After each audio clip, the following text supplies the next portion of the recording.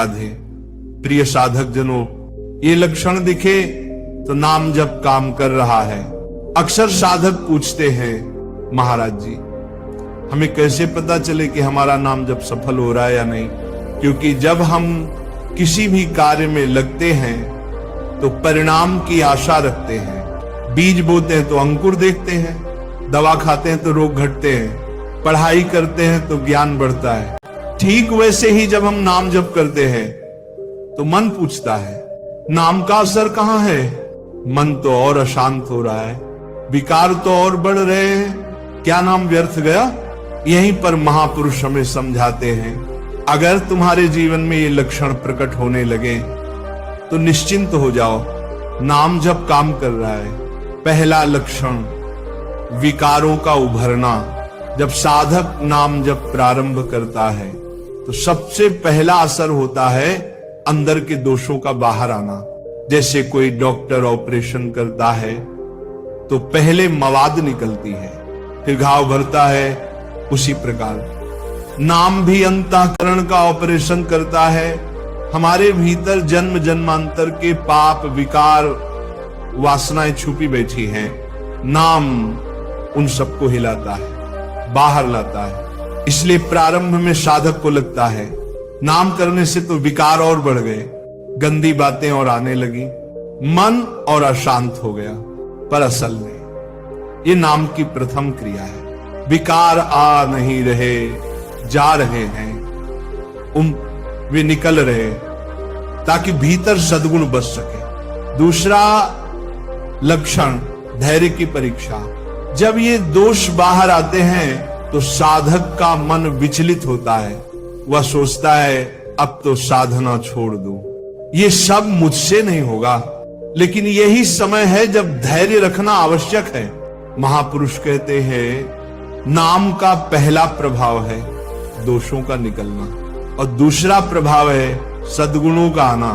अगर साधक धैर्य रखकर जप जारी रखे तो धीरे धीरे उसके हृदय में पवित्रता, शांति, संतोष, निश्चिंतता और निर्भयता जैसे गुण स्थापित होने लगते हैं। तीसरा लक्षण भगवत सद्गुणों का आना। जैसे जैसे दोष निकलते जाते हैं अंदर दैवी संपदा का प्रवेश होता है। पहले काम, क्रोध, लोभ, मोह हावी थे, अब संतोष, क्षमा, दया, प्रेम, निर्भयता आने लगती है।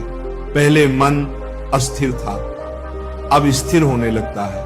पहले छोटी बात पर गुस्सा आता था, अब सहनशीलता आ जाती है। ये परिवर्तन धीरे धीरे होता है पर साधक इसे अनुभव करने लगता है। चौथा लक्षण नाम में रस आना। शुरुआत में नाम जप करते समय मन भागता है, नाम में स्वाद नहीं आता, कभी कभी बोझ जैसा लगता है।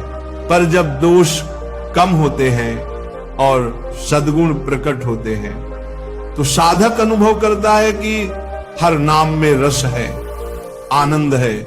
नाम जप आप कर्तव्य नहीं रह जाता बल्कि प्रेम का आह्वान बन जाता है। अब नाम जपते ही मन आनंद से भर जाता है, भगवान के रूप की झलक हृदय में होने लगती है। पांचवा लक्षण असत्संग से विरक्ति।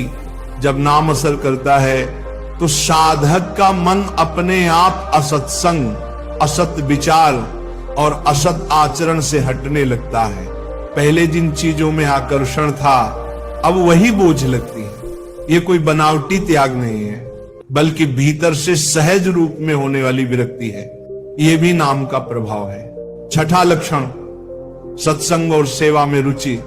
नाम जप करते करते साधक को सत्संग, सेवा, भगवान की चर्चा, कथा और कीर्तन में आनंद आने लगता है। अब उसका मन स्वतः उन जगहों पर खींचता है जहां पहले संसार की बातें प्रिय लगती थी, अब भगवान की बातें मधुर लगने लगती है।